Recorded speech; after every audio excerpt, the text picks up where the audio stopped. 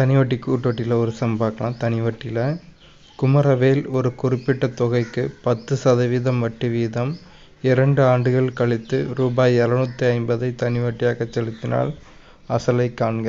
முதல்ல கொடுத்துருக்க டேட்டா எழுதினா தொகைக்கு ஒரு குறிப்பிட்ட தொகைக்கு 10% வட்டி வீதம், ஆர் எவ்வளோ 10, 2 ஆண்டுகள் என் எவ்வளோ 2, 750 தனி வட்டியாக செலுத்தினால் அமௌண்ட் எவ்வளோ 750. சம்மில் என்ன கேட்டிருக்காங்கன்னா அசலை காண்க.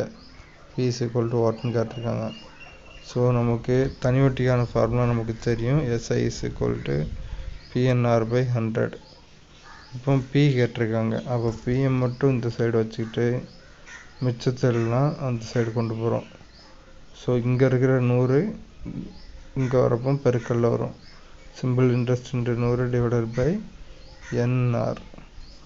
ஓகே, நமக்கு சிம்பிள் இன்ட்ரெஸ்ட் எவ்வளோ கொடுத்துருக்காங்க 750 into 100 divided by N 2 into 10. 2 into 10 இங்கே 100 20 விட்டு கொடுத்தா 100ல் 20 5 வாட்டி இருக்குது. 750 இன்ட்டு 5, 750 இன்ட்டு 5 வேல்யூ வந்து 3750. 750 இன்ட்டு 5 எப்படி எழுதலாம்? 750 இன்ட்டு 10/2 எழுதலாம். 5 10/2 ஒன்று தானே. 750 10ஆல் பிறகு கூட ஒரு 0 ஆட் பண்ணால் போதும்.